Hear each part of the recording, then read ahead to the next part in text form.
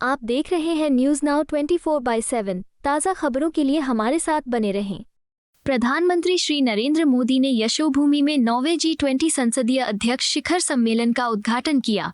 G20 parliamentary speaker summit में मैं आप सभी का 140 करोड़ भारतवासियों की ओर से हार्दिक स्वागत करता हूं। ये समिट एक प्रकार से दुनिया भर की अलग अलग पार्लियामेंट्री प्रैक्टिसेस का महाकुंभ है। आप सभी डेलीगेट्स अलग अलग पार्लियामेंट्स की कार्यशैली के अनुभवी हैं।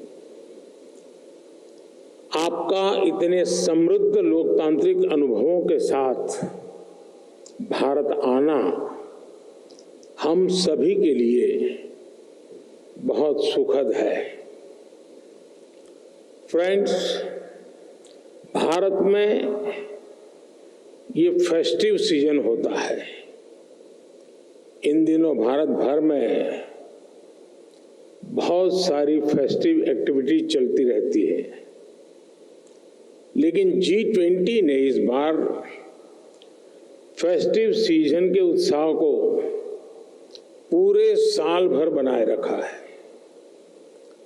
हमने पूरे साल G20 के डेलीगेट्स को भारत के अलग अलग शहरों में होस्ट किया।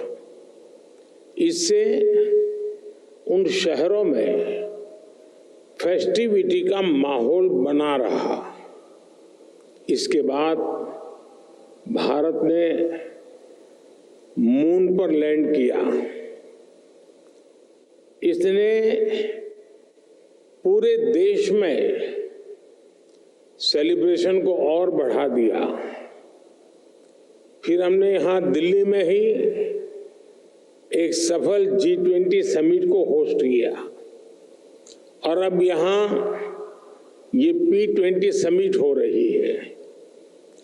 किसी भी देश की सबसे बड़ी ताकत उसके लोग होते हैं, उसके लोगों की इच्छा शक्ति होती है। ये समिट आज लोगों की इस ताकत को भी सेलिब्रेट करने का माध्यम बनी है। साथियों, P20 समिट उस भारत भूमि पर हो रही है जो मदर ऑफ डेमोक्रेसी है, जो दुनिया की सबसे बड़ी डेमोक्रेसी है।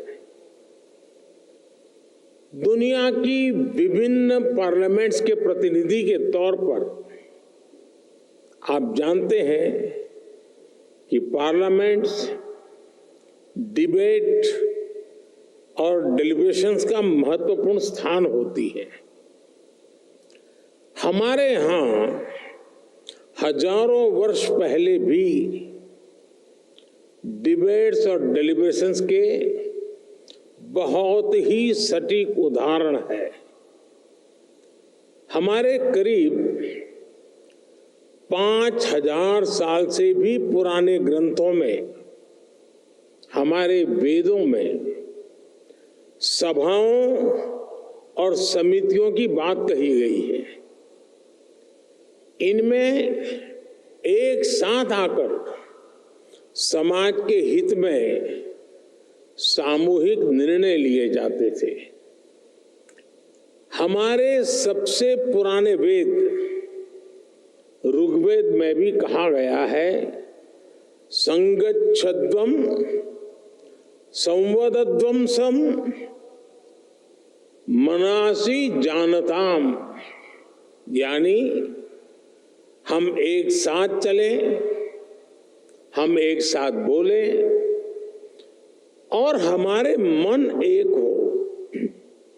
हमारे यहाँ तब भी ग्राम सभाओं में डिबेट के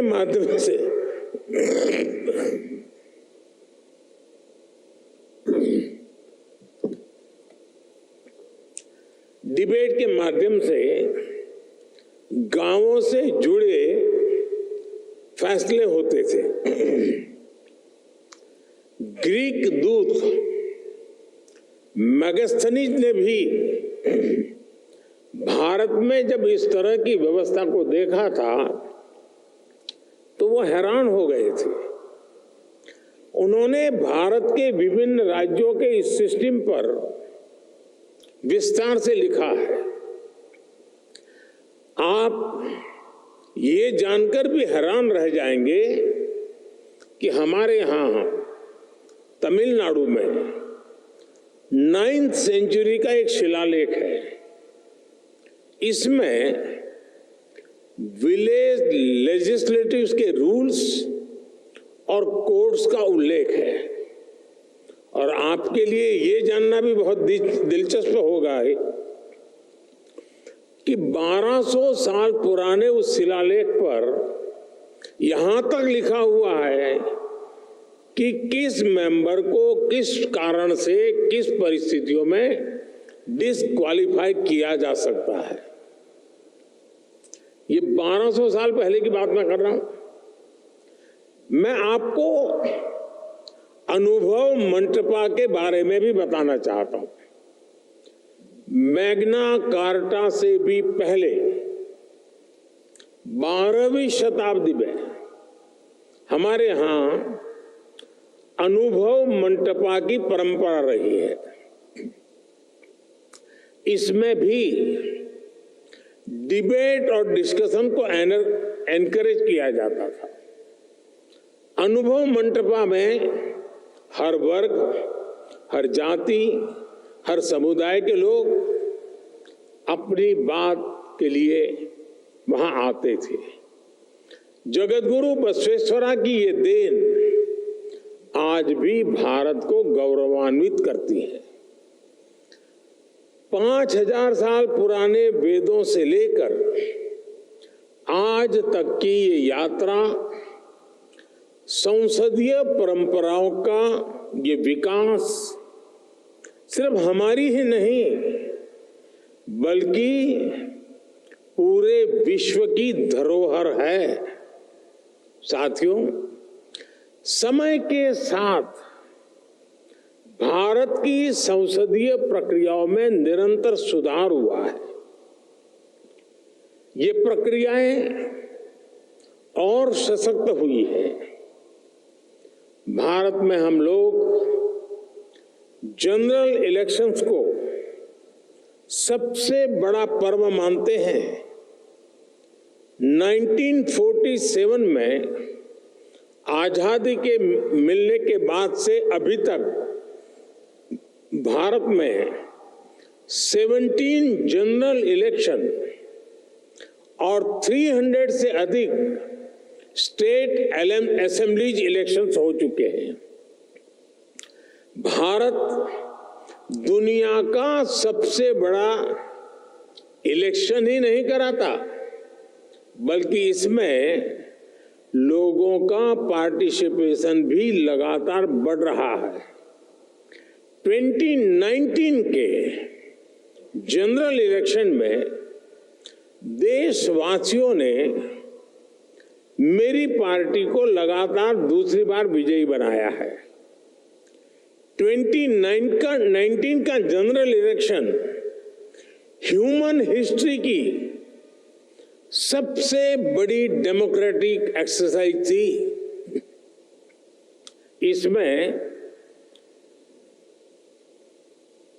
60 करोड़ यानी 600 मिलियन से अधिक वोटर्स ने हिस्सा लिया है। आप कल्पना कर सकते हैं तब भारत में 91 करोड़ यानी 910 मिलियन रजिस्टर्ड वोटर्स थे। ये पूरे यूरोप की कुल पॉपुलेशन से भी अधिक है। भारत के कुल रजिस्टर्ड वोटर्स में उसमें से 70% के आसपास का टर्नआउट ये दिखाता है कि भारत में पार्लियामेंट्री प्रैक्टिसेस पर लोगों का कितना ज्यादा भरोसा है। और इसमें भी एक इम्पोर्टेंट फैक्टर महिलाओं का सबसे अधिक पार्टिसिपेशन रहा। 2019 के इलेक्शन में भारत की महिलाओं ने रिकॉर्ड संख्या में वोट डाला। और साथियों, सिर्फ संख्या में ही नहीं बल्कि पॉलिटिकल रिप्रेजेंटेशन के मामले में भी भारत के चुनाव जैसा उदाहरण आपको दुनिया में नहीं मिलेगा। 2019 के जनरल इलेक्शन में 600 से ज्यादा पॉलिटिकल पार्टी ने हिस्सा लिया था। इन चुनाव में 1 करोड़ यानी 10 मिलियन से ज्यादा गवर्नमेंट एम्प्लॉयज ने इलेक्शन का काम किया था।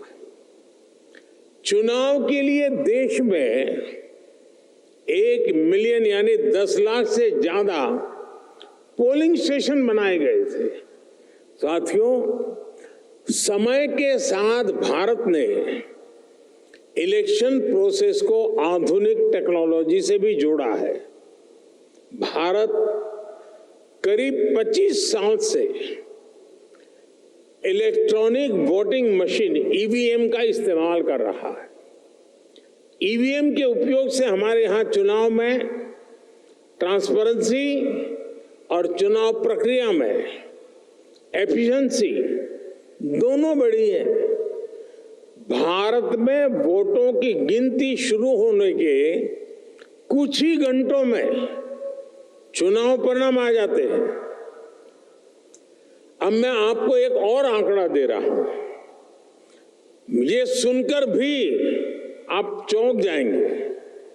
आपको पता होगा कि अगले साल भारत में फिर एक बार जनरल इलेक्शन होने जा रहा है। इस इलेक्शन में 100 करोड़ वोटर्स यानी 1 बिलियन लोग वोट डालने जा रहे हैं। मैं P20 समिट में आए आप सभी डेलीगेट्स को अगले वर्ष होने वाले जनरल इलेक्शन को देखने के लिए अग्रिम निमंत्रण देता हूं।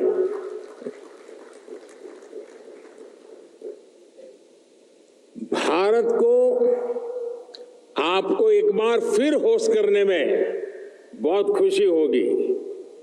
साथियों, कुछ दिनों पहले ही भारत की पार्लियामेंट ने एक बहुत बड़ा निर्णय लिया है जिसमें मैं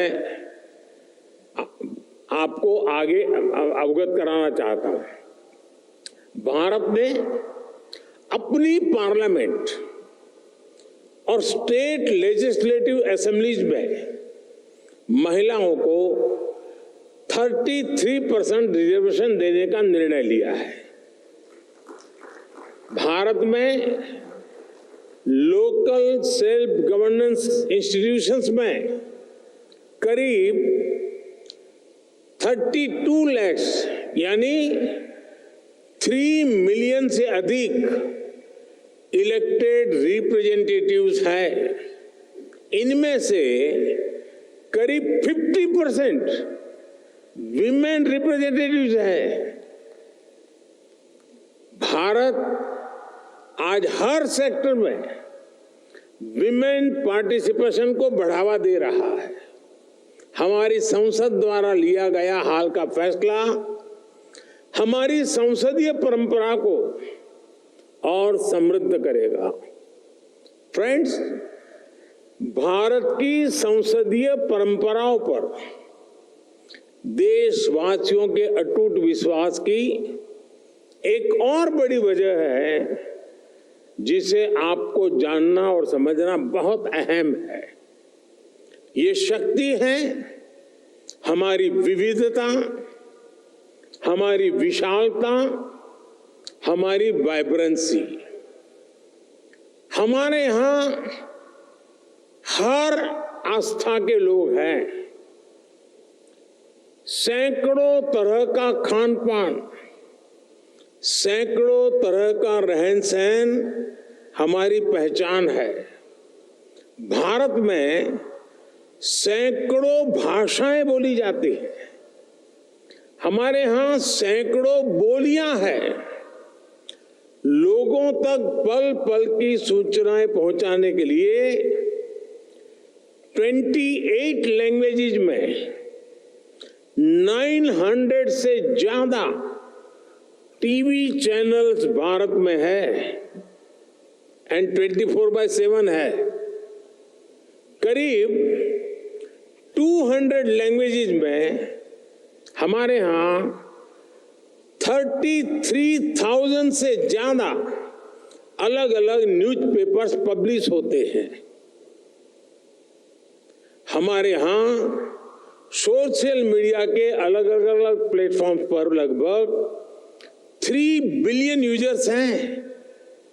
इससे पता चलता है कि भारत में इंफॉर्मेशन का फ्लो और फ्रीडम ऑफ स्पीच, उसका लेवल कितना विराट है, कितना सशक्त है। 21वीं सदी की इस दुनिया में भारत की ये वाइब्रेंसी, विविधता में एकता हमारी बहुत बड़ी शक्ति है। ये वाइब्रेंसी हमें हर चुनौती से लड़ने की, हर मुश्किल का मिलकर समाधान करने की प्रेरणा देती है। फ्रेंड्स, दुनिया के अलग कोनों में जो कुछ भी घट रहा है, उससे आज कोई भी अछूता नहीं है। कॉन्फ्लिक्ट्स और कन्फ्रंटेशन से आज दुनिया संकटों से जूझ रही है। इन संकटों से भरी दुनिया किसी के भी हित में नहीं है। मानवता के सामने जो बड़ी चुनौतियां हैं, उनका समाधान एक बटी हुई दुनिया नहीं दे सकती। यह शांति और भाईचारे का समय है, साथ मिलकर चलने का समय है, साथ आगे बढ़ने का समय है। यह सबके विकास और कल्याण का समय है। हमें वैश्विक विश्वास के संकट को दूर करना होगा और मानव केंद्रित सोच पर आगे बढ़ना होगा। हमें विश्व को one earth, one family, one future की भावना से देखना होगा। दुनिया से जुड़े फैसले लेने में भागीदारी जितनी अधिक होगी, उतना ही बड़ा इम्पैक्ट होगा। इसी भाव के साथ भारत ने अफ्रीकन यूनियन को G20 का परमानेंट मेंबर बनाने का प्रस्ताव रखा। मुझे खुशी है कि सभी सदस्य देशों ने इसे स्वीकार किया। इस फोरम पर भी पैन अफ्रीका पार्लियामेंट की पार्टिसिपेशन को देखकर मुझे बहुत खुशी हो रही है। साथियों, मुझे बताया गया है कि हमारे स्पीकर ओम बिड़ला जी आपको भारत के नए संसद भवन में भी आज शाम को ले जाने वाले हैं। वहां आप पूज्य महात्मा गांधी को श्रद्धांजलि भी देने वाले हैं। जैसा कि आप जानते हैं कि भारत दशकों से क्रॉस बॉर्डर टेररिज्म का सामना कर रहा है। आतंकवादियों ने भारत में हजारों निर्दोषों की जान ली है। संसद के नए भवन के पास ही आपको भारत की पुरानी संसद भी दिखाई देगी। करीब 20 साल पहले आतंकवादियों ने हमारी संसद को भी निशाना बनाया था और आप जानकर चौंक जाएंगे कि उस समय संसद का सत्र चल रहा था। आतंकियों की तैयारी सांसदों को बंधक बनाने की, उन्हें खत्म करने की थी। भारत ऐसी अनेकों आतंकी वारदातों से निपटते हुए आज यहां पहुंचा है। अब दुनिया को भी एहसास हो रहा है कि टेररिज्म दुनिया के लिए कितनी बड़ी चुनौती है। टेररिज्म चाहे कहीं भी होता हो, किसी भी कारण से होता हो, किसी भी रूप में होता है, लेकिन वो मानवता के विरुद्ध होता है। ऐसे में टेररिज्म को लेकर हम सभी को लगातार सख्ती बरतनी ही होगी। हालांकि इसका एक वैश्विक पक्ष और है जिसकी तरफ मैं आपका ध्यान आकर्षित करना चाहता हूं। टेररिज्म की परिभाषा को लेकर आम सहमति ना बन पाना, ये बहुत दुखद है। आज भी यूनाइटेड नेशंस में international convention on combating terrorism consensus का इंतजार कर रहा है। दुनिया के इसी रवैये का फायदा मानवता के दुश्मन उठा रहे हैं। दुनिया भर की पार्लियामेंट्स को, रिप्रेजेंटेटिव्स को ये सोचना होगा कि टेररिज्म के विरुद्ध इस लड़ाई में हम कैसे मिलकर काम कर सके। साथियों, दुनिया की चुनौतियों से निपटने के लिए जन भागीदारी से बेहतर माध्यम नहीं हो सकता। मेरा हमेशा से ही मानना रहा है कि सरकारें बहुमत से बनती है, पर देश सहमति से चलता है। हमारी पार्लियामेंट्स और ये P20 फोरम भी इस भावना को सशक्त कर सकती है। डिबेट और डेलिब्रेशन से इस दुनिया को बेहतर बनाने के हमारे प्रयास जरूर सफल होंगे। मुझे विश्वास है भारत में आपका प्रवास सुखद होगा। मैं एक बार फिर आप सभी को इस समिट की सफलता और भारत में आपकी सुखद यात्रा की शुभकामना देता हूं। बहुत बहुत धन्यवाद। हमारे चैनल को सब्सक्राइब करें